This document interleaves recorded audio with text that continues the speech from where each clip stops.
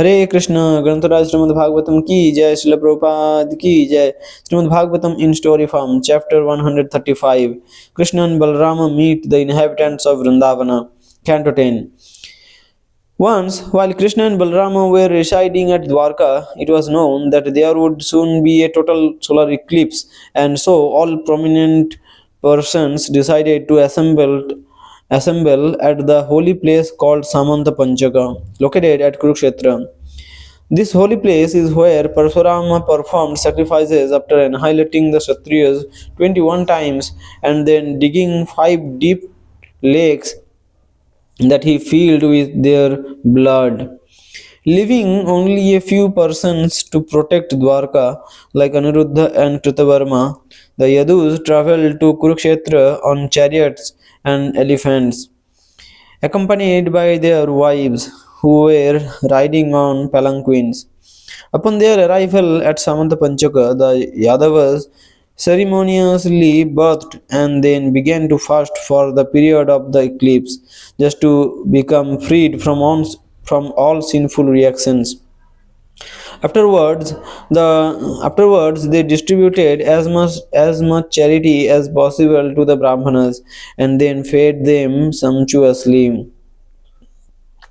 Although all these activities appear to be fruitive, the Yadus performed them in a spirit of devotion to the Lord. After receiving the Brahmana's permission, the Yadus also had their lunch and then rested beneath large shady trees.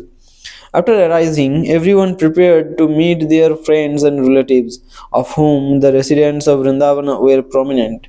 Having lived for a long time in great anxiety due to separation from Krishna and Balarama, the inhabitants of Vrindavana had taken advantage of the solar eclipse to come and see the two lords. The residents of Vrindavana and the members of the Yadu dynasty were intimate friends, and so their meeting after such a long period of separation was very touching. Indeed, they all appeared very jubilant, as if regaining their very lives. While remaining speechless due to ecstasy, they embraced one another to their heart's content for a considerable time, while tears glided down from their eyes. With faces appearing like freshly blooming lotus flowers, they inquired of one another's welfare, although their talks were always related to Lord Krishna. Kunti Devi met her brother Vasudeva as well as other relatives, and while talking with them, she forgot her sorrows. Kunti Devi narrated the story of how she had been banished along with her sons due to the mischievous plans of Dhritarashtra and Duryodhana, and she lovingly accused her brother of forgetting her throughout her period of suffering. Vasudeva replied, "My dear sister, please do not angry with us. Being harassed by Kangsha, we could not pass our lives freely. But now, by the grace of Providence, we have been able to resume our normal lives. After all, we are ordinary people and thus play things in the hands of destiny. Whether a person acts on his own or is forced to act by others, he is always under the Supreme Lord's control.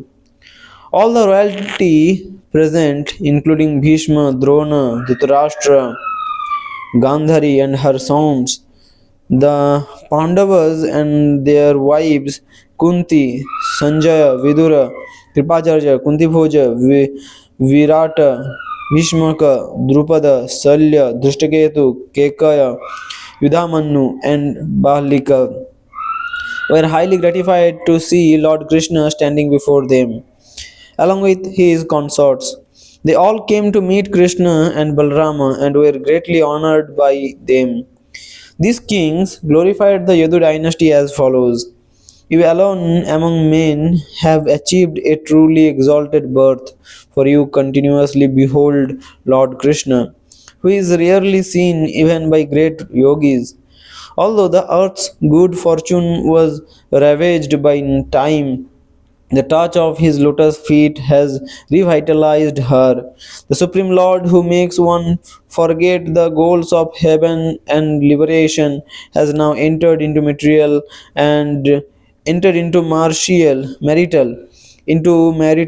and blood relationships with you. Because of this, you see and touch him directly. You walk beside him, converse with him, and together with him lie down to rest, sit at ease, or have your meals. When Vasudeva met Nanda Maharaja, they embraced with great joy. At this time, Vasudeva informed Nanda of how he had taken baby Krishna to Vrindavana for his safety. Krishna and Balarāma then came and bowed down to Nanda and Yashoda. Picking up their two sons, Nanda and Yashoda placed them upon their laps and embraced them to their full satisfaction, thus mitigating their pangs of separation. Rohini and Devaki then embraced Mother Yashoda and expressed their gratitude for her having raised their sons, while admitting you were Krishna and Balarama's real parents. No one can even imagine how anxious the gopis were to see Krishna once again.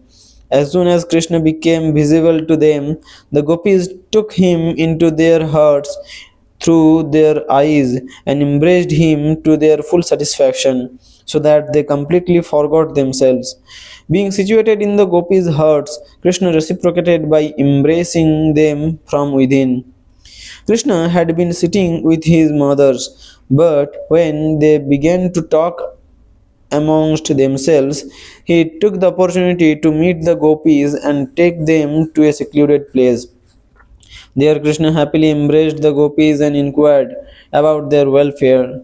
The Lord said, "My dear girlfriends, do you still remember me? It was for the sake of my relatives that I stayed away so long, intent upon destroying my enemies. Do you consider me ungrateful? Do not forget, it is the Supreme Lord who brings us together and then separates us. By rendering devotional service to the Lord, anyone can transcend the conditions of material duality. By your good fortune, you have developed a very special loving attachment for me. I am the beginning, middle, and end of all created beings, and I exist within and without them, just as the elements earth, water, fire, and air exist. In this way, you can understand that there is really no separation between us and thus remain undisturbed. The gopis said, "My dear Lord, your lotus feet are the only shelter for those who have fallen into the deep well of material existence. We wish that these lotus feet may become awakened within our hearts, although we are ordinary women engaged in household affairs." In spite of their long separation from Krishna, the gopis were not interested in going with him to reside in Dwarka. They preferred to remain in Vrindavana, where they would still feel Krishna's presence at every step. At this time, the gopis invited Lord Krishna to return to Vrindavana, and this emotion is the basic principles of Sri Chaitanya Mahaprabhu's teachings, as well as the emotional process of Ratha Yatra. Actually, Krishna never leaves Vrindavana, and the gopis and other residents also remain there, fully satisfied in Krishna consciousness. Hare Krishna.